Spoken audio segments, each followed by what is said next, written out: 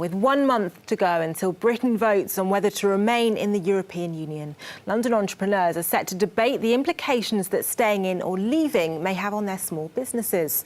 Support network Enterprise Nations hosting a panel discussion this evening in the capital, ahead of which the event's organiser Alexis Limming joins London Live News, along with florist and Brexit campaigner Will Wynne and shoe shop owner and Vote Stay supporter Claire Burrows. Lovely to have you all with us. Lovely to be here. Alexis, tell us what you've got planned this evening. So this evening is all about trying to lay out the facts for small business.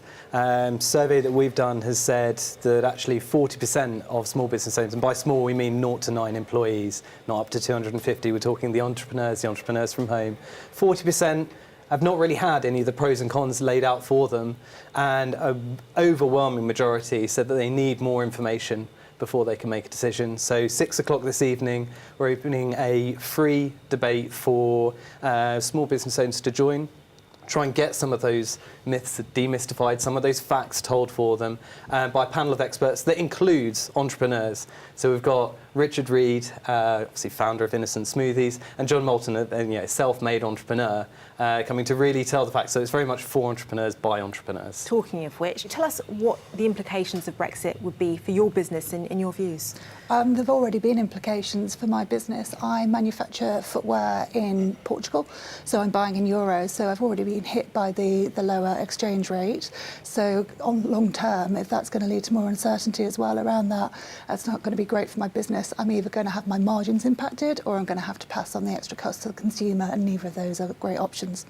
Will, that's not a concern you share, however. What are your thoughts on next month's vote? Yeah, no, so I run a flower business. To be clear, I'm not a Brexit campaigner. I was open to the idea of voting to stay in. I just don't think that the deal that's been brought back is material or has any impact.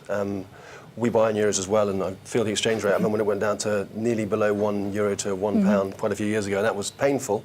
But I think that my view is that there is no real benefit, and some of the downsides of what Europe does are significant. So they can whack on tariffs on flowers, for example, which they tried to do a couple of years ago, which they just before Valentine's Day they said we'll put on a 8.5% extra fee to try and get the Kenyan growers to play ball so they could access that market. Things like that are just unhelpful and frankly wrong.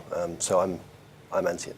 How much is the perhaps uncertainty in the lead up to the vote having an impact on your business? Well, when Boris came out negative, I think the euro dropped about 10 cents or something, so that was not helpful. I'll tell you what, that hit the pocket. But the reality is, if there were to be a exit vote, nothing would change for 2 years. So it's all a question around what's the pricing at the moment. But ultimately, if there's no, the deal stays the same and they negotiate the exit, and that's 2 years is a long time. So just to give you another example, actually, there was a legal case around Google AdWords, which has been referred to Europe, gone back again. That's taken 8 years. So the idea that when we're in Europe, everything's super fast and easy versus leaving is impossible and we'll never get a deal, I don't agree with it. I think that there is lots of evidence that Europe is massively slows things down, is inefficient, and also I think we can get a deal done in the time that's allowed. Claire, shaking and nodding your head through that. What has the past few weeks, what has the impact been on your business in terms of just the uncertainty about what's happening next month? I don't think there's been a huge impact on the uncertainty at the moment. It's sort of the uncertainty of the future that I'm more worried about. I mean, it's going to hit consumer confidence, so that can impact on sales as well and impact essentially on growth.